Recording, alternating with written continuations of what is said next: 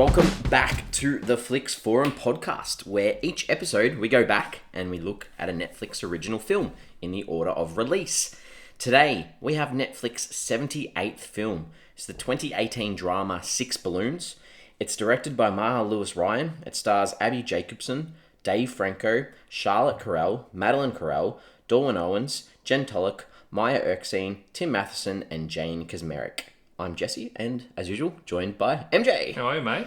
Good, how are you? I'm very, very well. This is we've had two really short films in a row. We have. Both under 80 minutes. Both very different. Yes, couldn't agree more. This one is a complete switch in pace to the one from last week. Happy anniversary. Actually, so in 78 films, I reckon we've had 3 films now that are under 80 minutes. Because Girlfriend's Day was really short. Actually, Paradox. I was going to say, we're claiming Paradox as a film.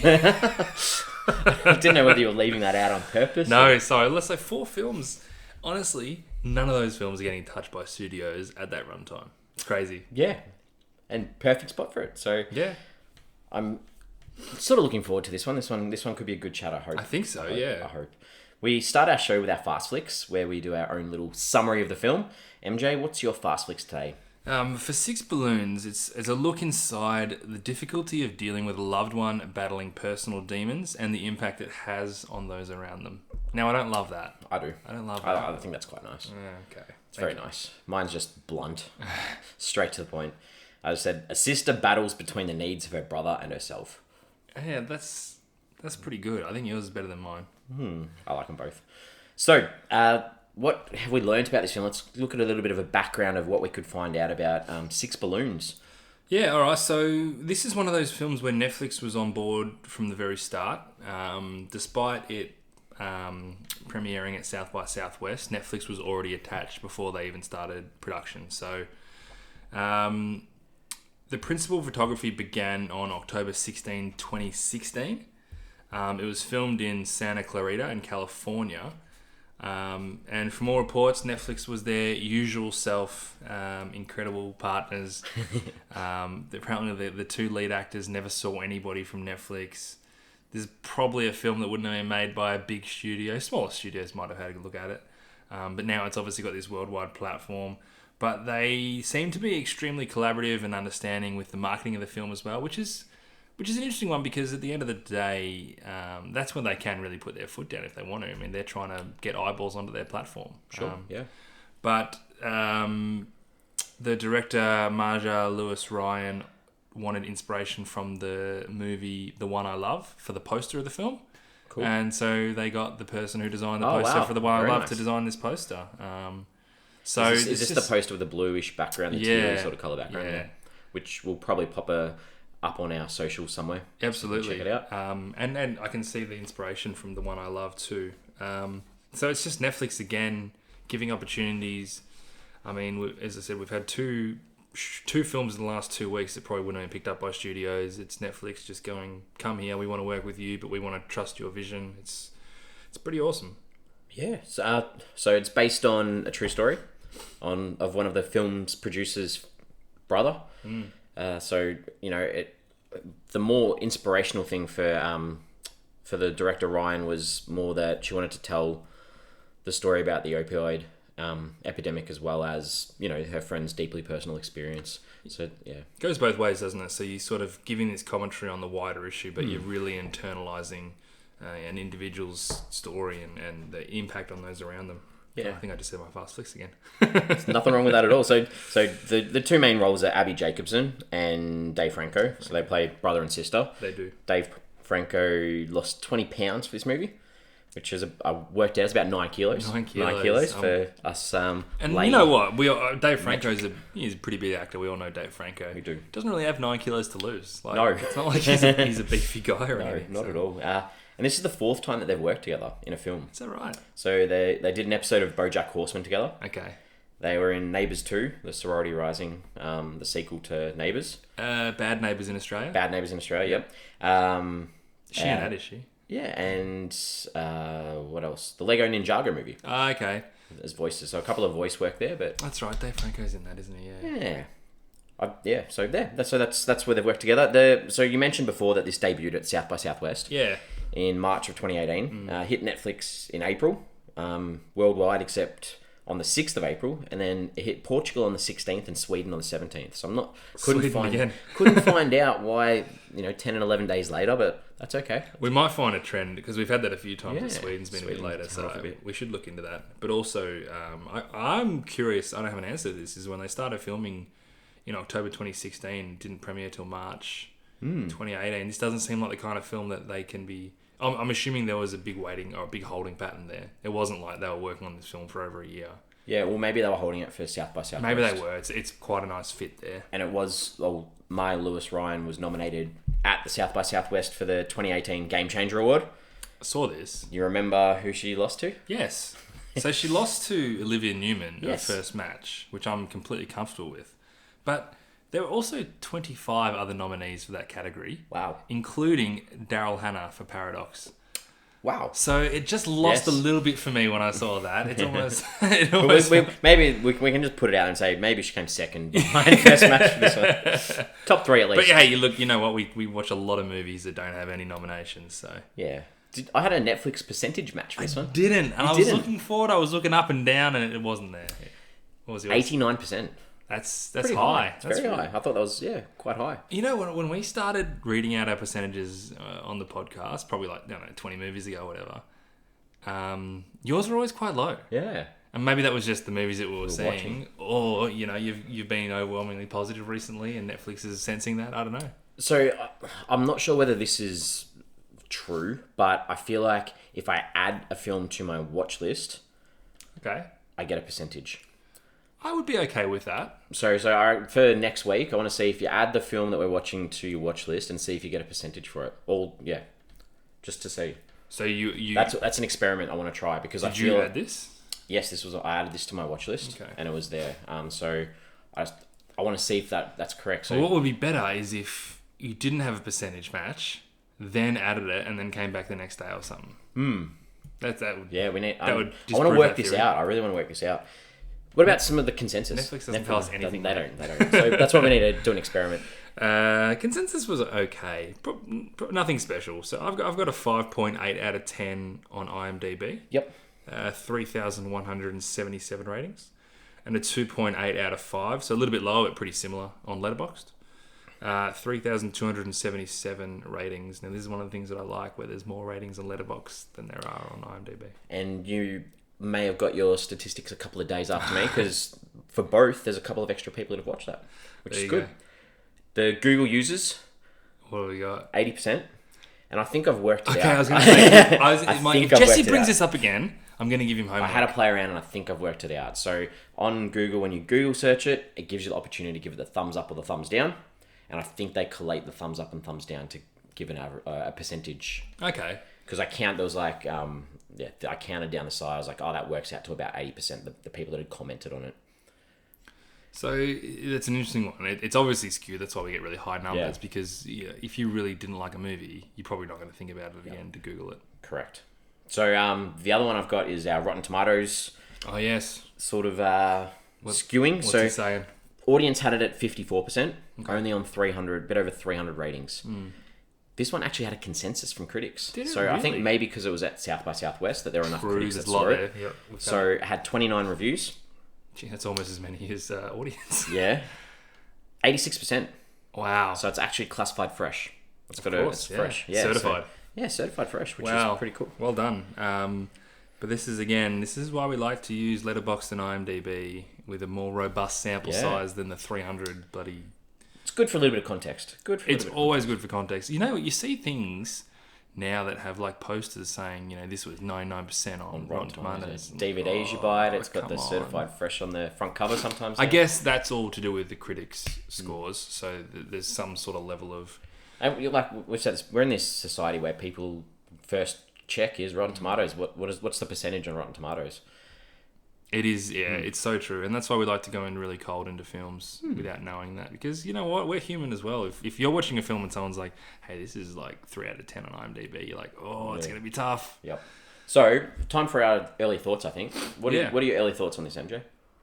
Jesse, I thought this movie tried a little bit too hard. Okay. I think the overall message was really nice. It took a long time to get there, which in a 75-minute film.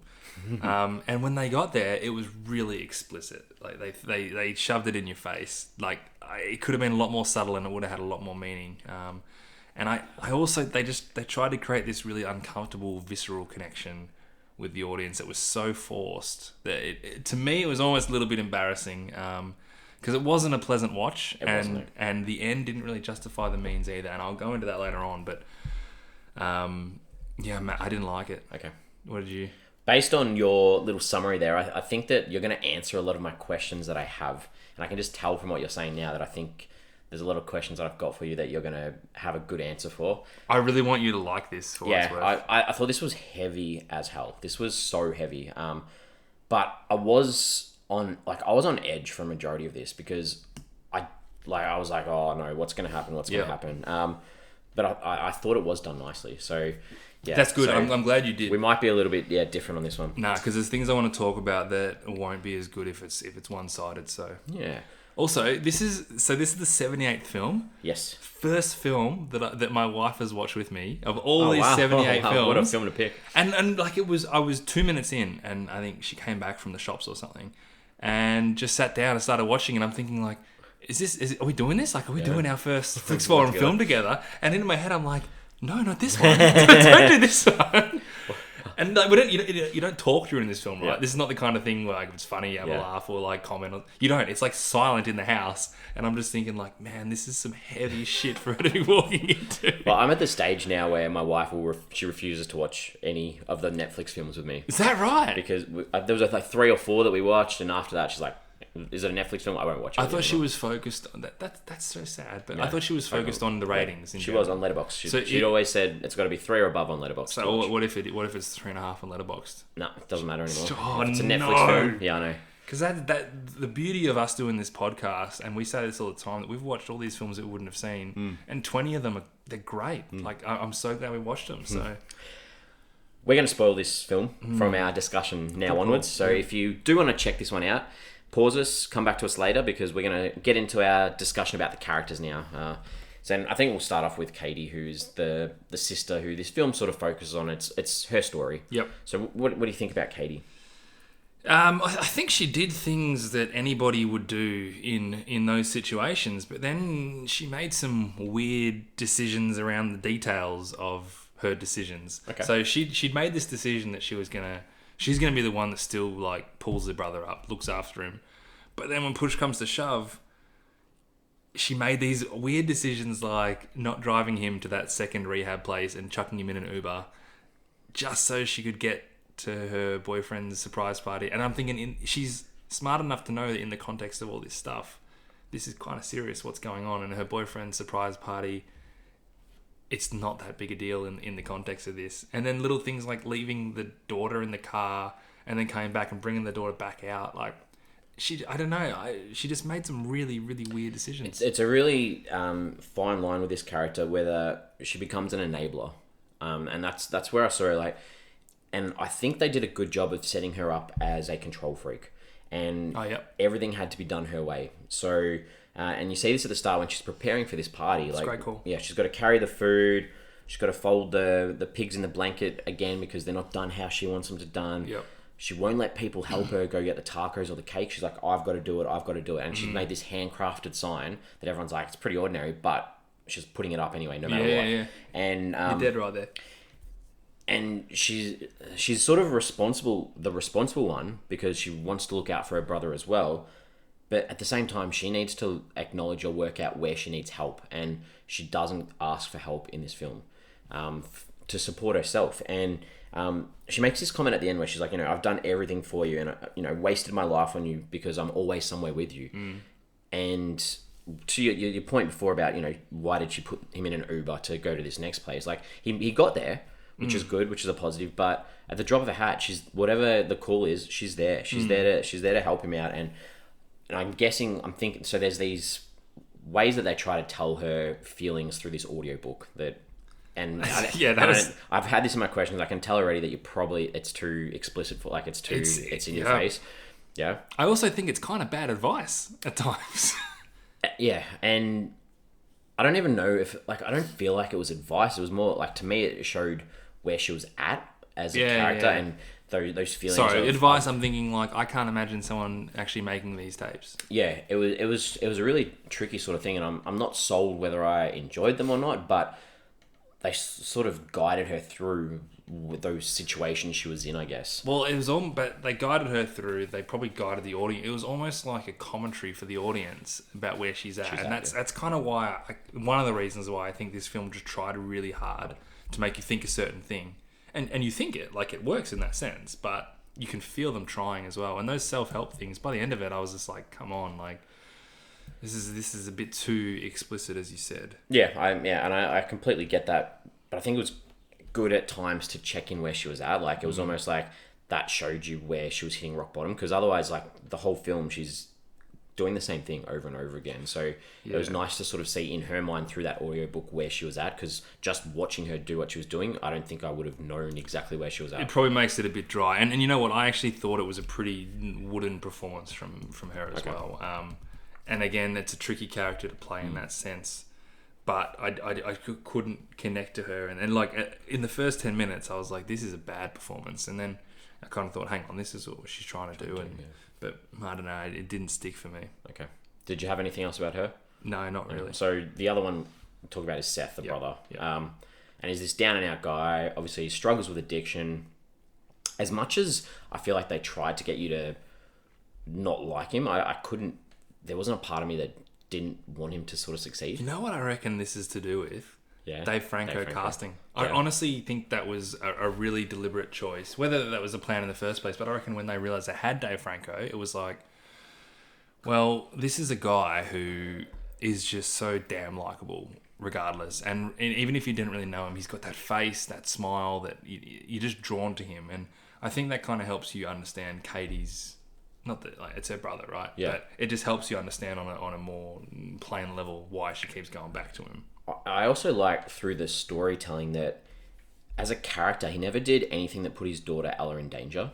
And I think that made it easier to sort of root for him or want him to be okay, because if you had have seen some sort of instance where his actions or his inability to act caused harm or distress for the kid that was over the top, then it would have been easy to turn on him. Yep, I think you're dead right. Yeah, I agree with that. He wasn't really a bad guy per se. He had his issues, and it's addiction, right? This isn't a film about addiction and the destructive nature of it. So, what other characters have you got? Well, I actually had a bit of issue just wrapping my head around Seth as a character, and I think that's to do with a drug-addicted character in general. You don't really know what they're like and what's real and what's not real, but he obviously had that history, a drug history in the first place that we kind of unwrap as the film goes along. But he's obviously functioning well enough in society. He's working, he's looking after his daughter, and to your point, he makes pretty good decisions for his daughter. But he also seemed really blasé about going to rehab that first time. So obviously he was sort of slowly on a down. And she's like, look, you probably need to go to rehab or whatever they called it.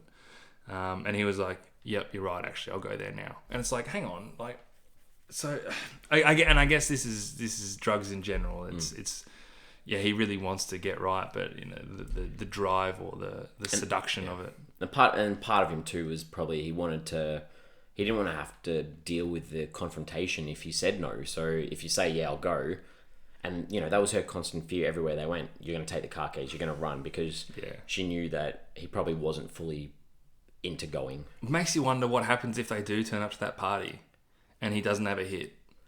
Like, all that distress he was going through, that's what it would happen at the party. So maybe that he recognised that as well. He's like, shit, you know what? I don't know where my next hit's coming from. I'm about to be in a place with a whole bunch of people. Yeah. You know what? Rehab sounds alright. Yeah. Who else? Look, to be honest, I've obviously got, like, the mum. Yep. But, a lot of this film does revolve around those two characters. You didn't get much of the mum, but I think you got enough to understand that she was the complete opposite to Katie. Which, in turn, and we've already said we're going to spoil this film, it would have been a really hard decision for her to make when she made it about somewhat letting go of her own son. But it's a decision that you kind of have to do in that situation. And we're going to get to that a lot juicier later on. Yep. Very materialistic. They set that up like, she wants to go to this makeup sale. She's having to go at Katie about the clothes she's wearing. So to her, it's about the now and how we look and how we present ourselves rather than... Yeah. That was... Yeah, no, there wasn't a lot to her. But I just think the mum and dad in general just showed you that ability that you have to let go of someone to let them make their own decisions. And you mentioned the dad. I was a little bit confused with him. So the first scene that you see him, he rocks up at the house when they're preparing for this party, and the first thing he does is he pours himself a glass of wine. Been a long day. Okay, is that like, I was looking at it, I'm thinking, okay, so is this an inkling that addiction runs in the family? Yeah, okay, that's. Or was it that he's just so carefree that he's just straight into it, or is that how because he had to deal with the mum straight away? Is that how he deals with the mum? I'd like to think that it was to do with addiction running in the family, but there's probably not enough evidence to support that. And I was confused too because at the end there's this comment where Katie's sort of fallen in a heap, and he makes this comment like you just got to suck it up and get over it. But he was the one that got him the job. Like, he got Seth this job, so he obviously hasn't gotten over it himself either. True. But firstly, do you remember that was what they talked about, how dad's always going to say, suck it up and get over it and, tough out. But I don't think that they stop, like, caring and loving for their kids. I think that there's an element of when they're at rock bottom because of the problems that they're doing, them jumping in and helping isn't going to help. No. Getting him a job, I guess, is a way to lead him towards sobriety. Potentially. It feels different than answering the call when he's having an overdose. Overdose, wrong word, but having a bad trip or whatever you want to call it. The last one I had was Jack, the boyfriend. He's always put second behind Seth to his partner, Katie.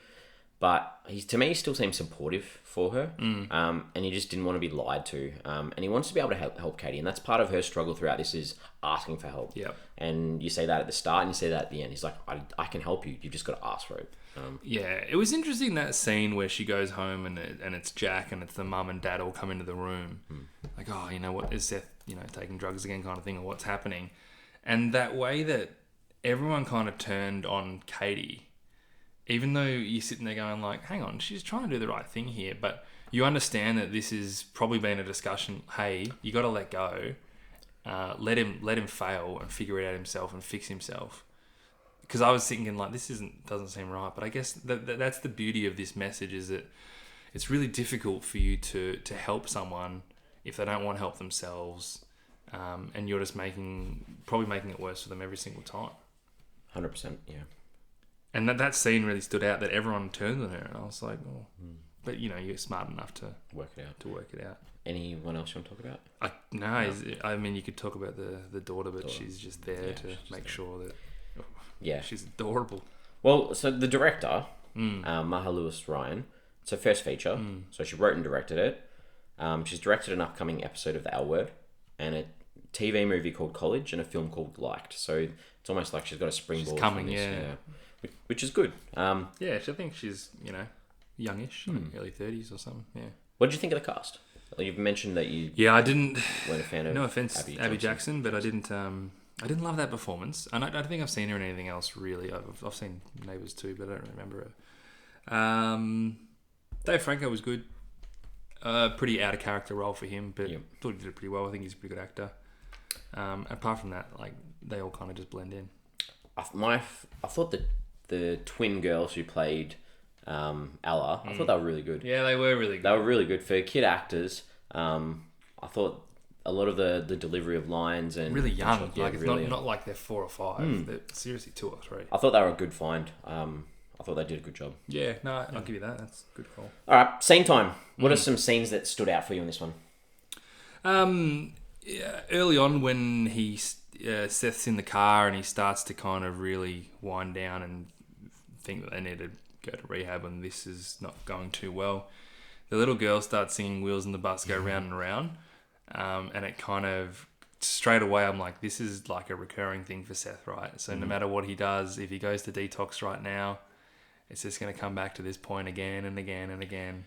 It's a great pickup. And did you after it cuts from the kids singing it to like some sort of like a indie studio version of it, an indie sort of folk band playing it, which I thought was they cool. had that playing on. They actually had the CD playing. Yeah, that was cool. Yeah. I thought it was a pretty good scene when he came out of the cubicle after he'd injected again, and he was like acting like a helicopter, and just seeing that change in him, and you know, for those people who haven't dealt with those kinds of situations, it's a pretty crazy juxtaposition to be like, this guy was on his deathbed a second ago and he's up and about. It's crazy, and he's putting bad things in himself, and that's that's the difference. So, but that was pretty powerful for me. Okay. This is in my good scenes. This is very much, if you're into this movie, this was a good scene, but it's also one of the reasons I had a problem with this movie. So okay, I'm kind of on the... But the metaphor of letting go in the car filled with water, it was a strong metaphor, and it was a powerful scene, but it was also way too explicit. And I don't know. This is one of, the whole time I'm thinking, this movie's trying too hard to force something. It's trying too hard. And that was like the culmination of it trying too hard. It's like, hey, we're trying to talk about letting go. This is what it feels like. I don't know. I liked it, but I didn't like it. Sure. Does that make sense? Yeah. I get it. What do you got? So the first time that Katie gets in the car with Seth, and I just had a bit of a laugh. There's a scene where like he's telling his daughter Ella, he's like, you know, Aunt Katie is incompetent, and then she repeated it, and it was just like spot on. It was like perfect comedic timing. I just thought that was really funny. I actually thought she said competent when she repeated. Like, probably did, but it just, like, you knew what they were going for. It almost makes it even funnier that she said competent. I thought that was cool. I thought the way that, and I sort of mentioned this with before, but the way that they protected Ella through the technical side of things was really good. Yeah. So there's like the first time where, you know, she asks him to roll his sleeves up so she can check his arms out, and it sort of goes, from blurring and almost out. It was like that bubbling thing from the audio soundtrack. So it was like, you knew what they were talking about, but Ella in the backseat, it was blurred from her. So it was like, it was nice. These nice little techniques throughout. And at the end of the party too, there's like a scene where she's running around trying to find Daddy, and it's like the camera it's like this point of view, low angle shot of her running around the house. And it was just like, it's a kid. Realistically, she doesn't have an idea of what's going on, and I like the way that they protected her throughout from that sort of stuff. That's a good call. I mean, she was such an important device throughout the whole film. I didn't mind the pharmacy scene where we sort of see the first real sign of Katie sort of breaking or hitting that point of, she's hit that point, now she's going to come down, and it's where she asks the sales assistant for the keys for the toilet, and she swears, which we hadn't seen her swear like that before. And then when she's got the key, she does the right thing afterwards. They're out the front, take them back, the store's locked, and she smashes the window. And that was sort of like, it was just a nice scene where you could see that she had a little bit of emotion in her. It's the lengths that she'll go to as well. Yeah. And it's funny because without the messaging of having to let go to help someone, get over something, everything she does is so damn noble throughout this whole film. And like, I just remember watching this film thinking, God, this girl must be exhausted. Like, she's going to want to go home, have a massive shower, and sleep for 15 hours. But she could have avoided it all. Well, the last thing I've got is, it's a lot of the scenes in the car with Katie and Seth, and just like this brother and sister connection that you see. Like, they talk about, his poor singing a lot, and these stories of their childhood where, she's talking about vomiting out the car window and that sort of thing. I just thought they were quite nice in the car. Yeah. All right, what are some things that you weren't a fan of? Yeah, I mean, I spoke about Abbi Jacobson and just like her sort of lack of chemistry with other characters, and I noticed it in the very first scene, talking about makeup with her mum and putting on those earrings, and there was no chemistry between those two actors in that car. And I kind of think, I feel this a lot early in films, and I know a lot of films aren't shot chronologically. But if I was directing a film, and I'm no point going to say that I'm qualified to make this comment, but if I was, I think I would definitely start with like I'd go with the first scene much later on, once the actor feels like they've established themselves within the character, because I just find so often it really just misses the mark, and it could be on me, but okay. In this, it really stood out as lack of chemistry. Sure. I kind of touched on this before, but I hated that she didn't drive him to that other detox place. It just felt so obvious that this was a massive moment, and the idea of going back to the party didn't seem like it was anywhere near as important. So I thought that was really... And when I saw him in the Uber, I was like, come on, love. Like, what are you doing? I didn't mind it because I thought it was like this moment in her story where she's trying to let go. It's a great point. I know what you're saying, yeah. And it backfired on her, obviously, yeah. But just using that party as... Because that's what... In her head, it was, I got to get back to the party and then I got to get the cake. And that was her excuse, when it's like, no, it's not that excuse. No. Like, if you're going to go here... Oh, well, we know she was constantly lying for him, but yeah. That could have, like, you know, I know it's a film and it was early in the film, but that, in real life, that could have been the moment where she's like, look, I'm going to get him there and he's going to be okay, and then I can just enjoy my night. Like, yeah, I guess so. And then also, I didn't like... so when he was in the cubicle with putting the needles together... Yeah. He seemed to be able to focus really, really well when he was filling that needle. Considering, like, he was like... I thought he was going to die earlier. As soon as he got in there, he was like bang, switched on and working. And I was like, I get that's important to you, but surely physically you're still in a state that's get that adrenaline rush because you know what's coming. I guess in a couple of seconds. But it didn't even seem like adrenaline. It seemed measured and controlled, and I kind of thought it would have been better if he was fumbling around with it and just like, I've got to get this in me. But that's all for me. You mentioned this scene before when they're in the bathroom. I didn't like this scene, but I thought it was really well done, and it's where you've got Seth injecting himself, and you've got Katie changing the nappy, and it's this high angle shot over the cubicle wall, and it's just like, you know, you can see the two differences just literally happening side by side, and I thought it was well done, but I didn't like it. And you know what? And it's one of those things as well that I'm like, stop forcing this down my throat. And you know, but the problem is, and I say this all the time when I'm into a film, I love it, and I can romanticize about the beauty of that scene. Yeah. Because I wasn't into it, and that's a shit excuse as well. But I didn't feel it. I was like, stop trying to make me feel something. Yeah. Which is shocking because you want films to make you feel something. But I don't think I felt much for this film. Yeah. And maybe that's a thing for the film overall. But that's something that I don't know. All right, is it time to talk about some ideas and themes and stuff in this one? Yeah, I mean, so the idea of letting go of someone for them to be able to get better, I love that as a theme in a film. I don't think I've seen many films that really focus on it as like a key message in a film. I've seen it happen in real life, and I know it's a really tricky situation to combat, and I've seen families really go through tough times with it. So I'm glad that someone made the film for that reason, but I just think that it was portrayed in a really clunky way, and it was a bit embarrassingly thrown in your face, so it kind of lost the impact for me. Okay. But I still appreciated it was there, and you got it, yeah. So and this is sort of feeds in from that scene I was talking about just before. Like, you've got this addiction idea going throughout the film, and there's like this line between helping a drug addict and enabling them, like we saw her do. She went and bought the drugs, and I saw this and I was like, it's as thin as that bathroom wall. Like that's that fine line that she was treading in supporting its addiction or helping it. Yeah, it was a difficult sort of situation. That's cool. There's a little bit of love too. Like a brother and sister, this sort of bond that, you know, for sure. Katie's just so stuck in this. Like, this is my brother. Like, that's the thing, you get it, right? Like, I have I've got a quote. Please. So this is from the website Film Daily. Okay. Amy Roberts wrote this quote, and I just wanted to get your thoughts on this one. So she says that, like the balloons Katie and her mum struggled to fit inside her car at the start of the movie, Six Balloons shows there are some things in life we simply don't have space for, no matter how much we try to accommodate them. I almost look at it like needing to let these balloons go. Is that another one of those things where it's trying too hard? I like everything about that except for we don't have space for it. Because I don't think that's true at all. I don't think it's a case of Katie not having the space to look after her brother. I think it's the idea that for him to get better, he needs to hit rock bottom, and she's never really letting him hit rock bottom. Everything else in that's fine. But she's the space for her to have this partner, and Jack is missing because that space is taken up by him.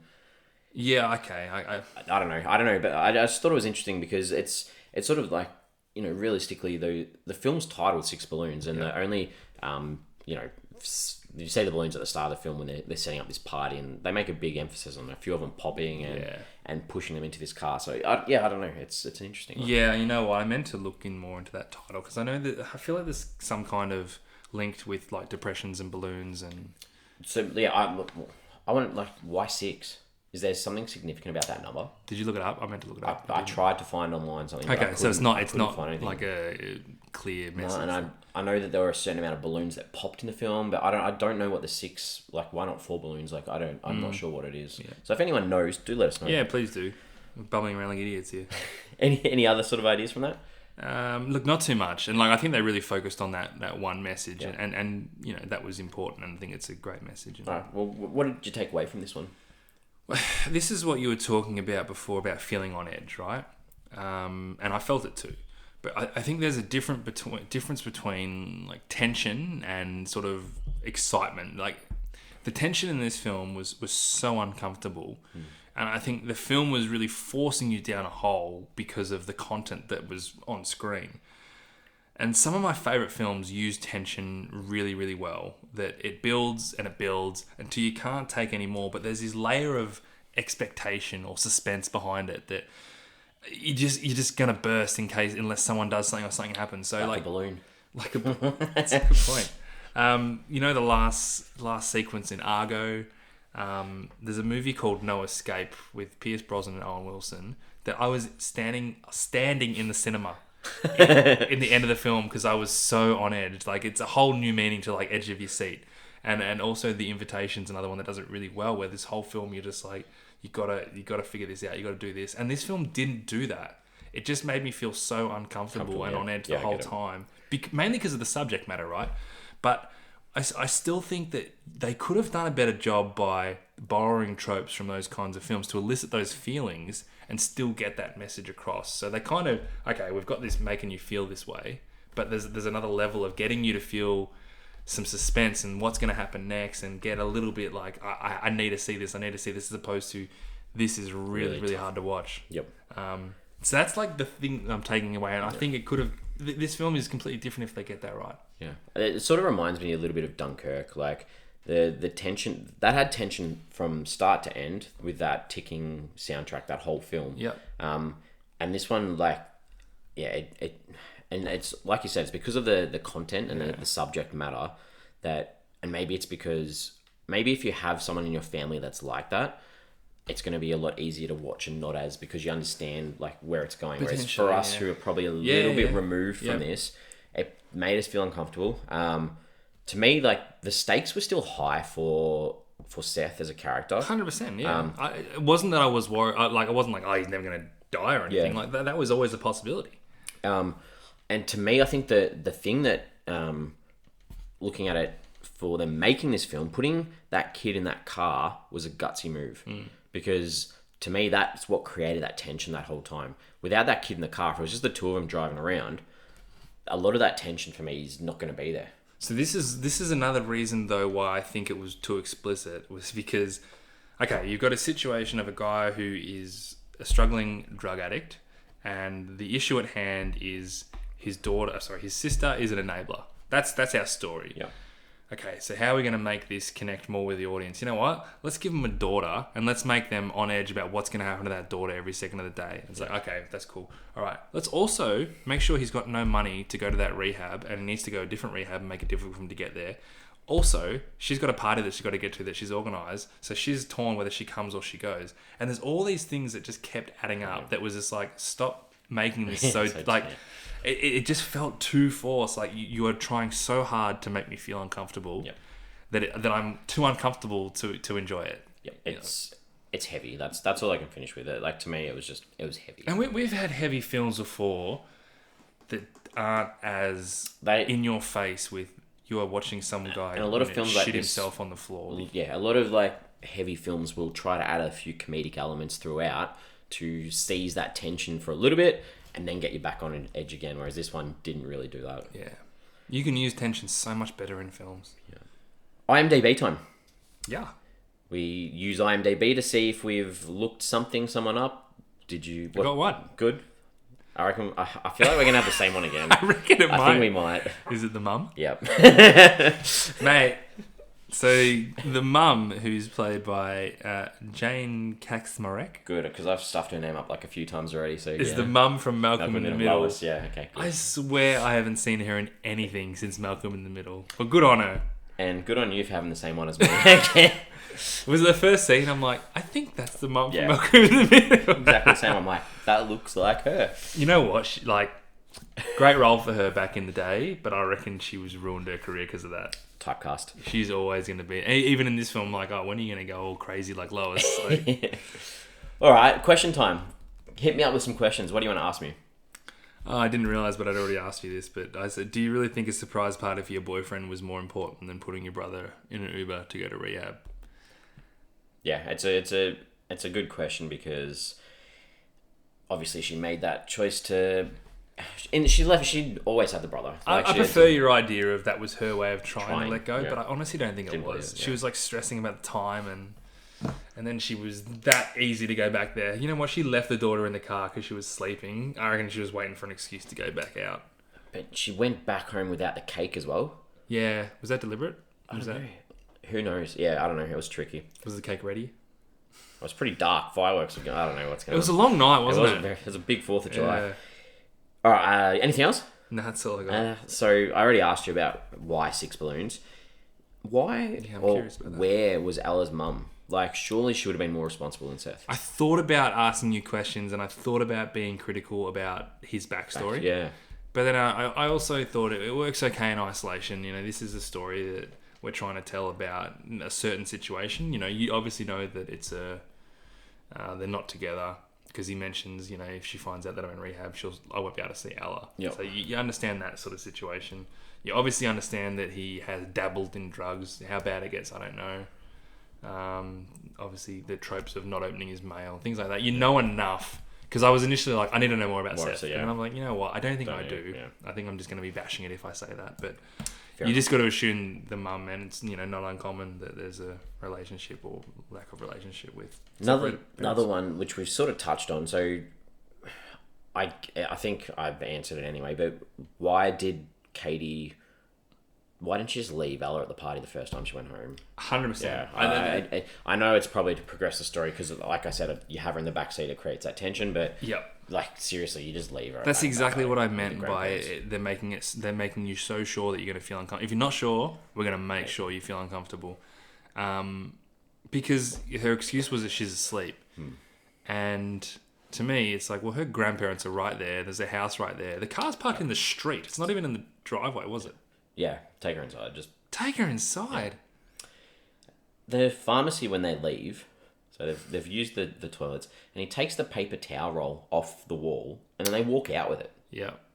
Why? He does. Do you know, like, Yeah, I don't know. Maybe like in case he thinks he might bleed or... I don't know. I was just like, they walk out the store with this big, and they walk past the security guard, and she just looks at him, and they've That's got this right, big yeah. toilet paper roll. That confused me a little Also, open the bloody door. Like, seriously. bit. It would have solved a few issues. How did you feel about that attendant when she was asking for the key and asking for the needles? Obviously, overly judgmental, Yeah. but because there's still a portion of you that's like, look, she's trying to do the right thing as an audience member. You know, cut her some slack. Because that's how I was thinking, and I was thinking, you know, piss off, mind her own business. Yeah. Like, she kind of knows what she's doing. How are you feeling? I had in the back of my mind that she was going to call the cops, Oh, yeah. and that the cops were going to rock up, and They would have felt too safe, though. yeah. Well, I feel like they purposely put a female security guard on the door and a female attendant behind the counter, and yeah, I just had this. Maybe that's just because I was just so tense the whole time. I'm just like, they're gonna get caught. Cops would have been nice. They would have like Yeah. been able to breathe out. I just thought something was gonna happen. Also, I know the health system is very different in America. Not an option to take him to the hospital when he's really struggling.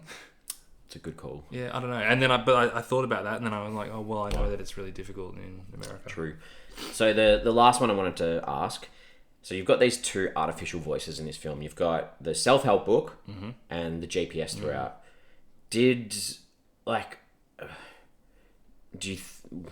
We've touched on it, but I just don't like. Did they affect you at all? Like did like the GPS thing? We haven't really spoken about that. We spoke about the audiobook. So you've got the GPS. Was that like trying to have two conflicting voices? Like one's telling you to go one way and one's trying to tell you the other way? Yeah, okay. It's not a bad call because those were the scenes with the most feeling of unease for me.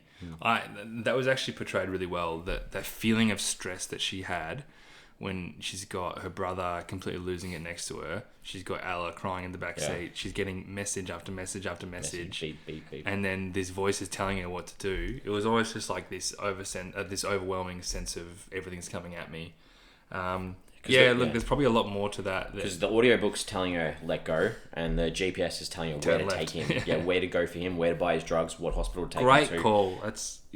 So there are these two. It's almost like you've got this one telling you to do for him, and this one telling you what to do for you. Would have been great if they had have cut a scene there with a balloon popping at the party. That would have been cool. Yeah, but that's a really good pickup as well. All right, time to wrap this up.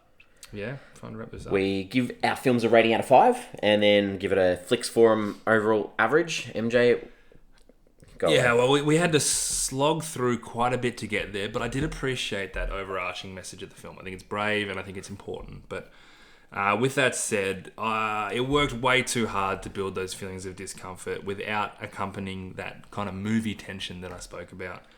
The characters are really lacking, and the whole watching experience was pretty ordinary, to be honest. 1.5 stars for me. Wow, okay, 1.5.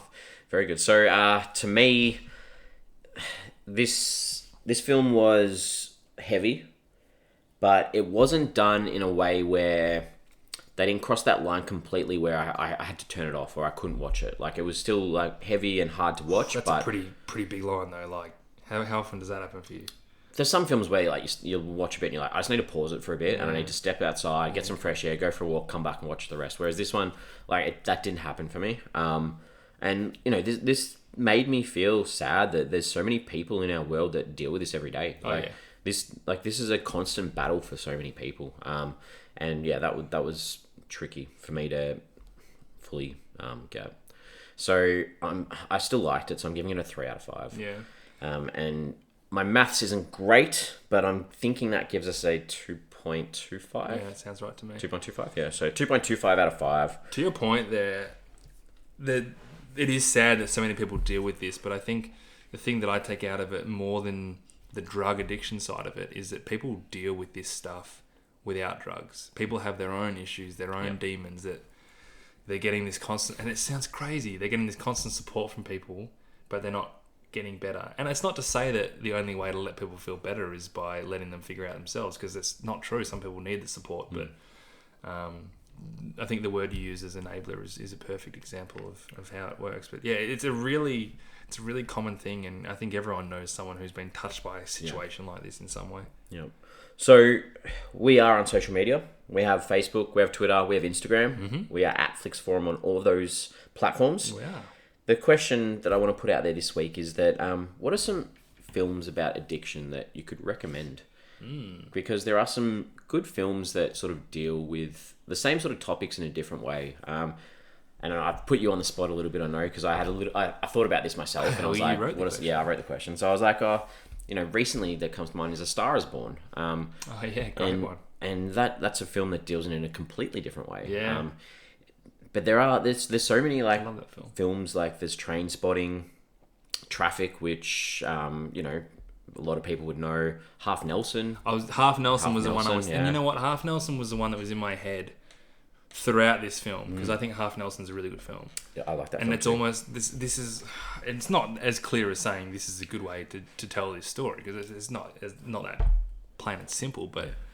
Because I'm sitting there thinking, maybe I just don't like things that are really overly sensitive and overly dark. But that's not true, because I can resonate with these kinds of films. And the other one that I thought of was Requiem for a Dream. Oh, yeah. I like that film as well. But yeah, if you've got any suggestions for us of what we could watch. Look at Joker. Joker as well. Yeah. So that's about it for today. I think we're almost ready to prepare for next week.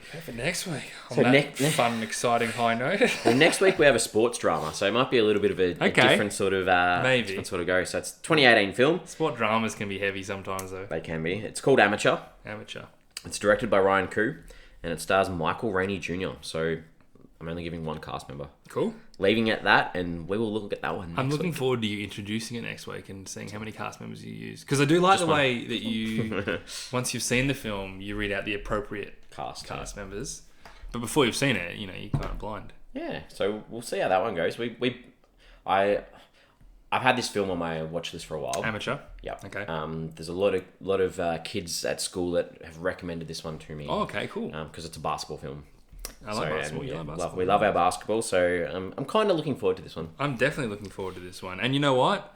This chat we just had about Six Balloons was awesome. As soon as I finished watching it, I was like, shit, man, I want to talk about this. Yep. So I'm glad we did that. And I think that's the beauty of this podcast in general. So if you're seeing this film and you don't agree with our opinions, hopefully you enjoyed listening at least, because it's nice to talk about this kind of stuff. I agree. So until next week, I'll have a good week. I'll see you then, mate.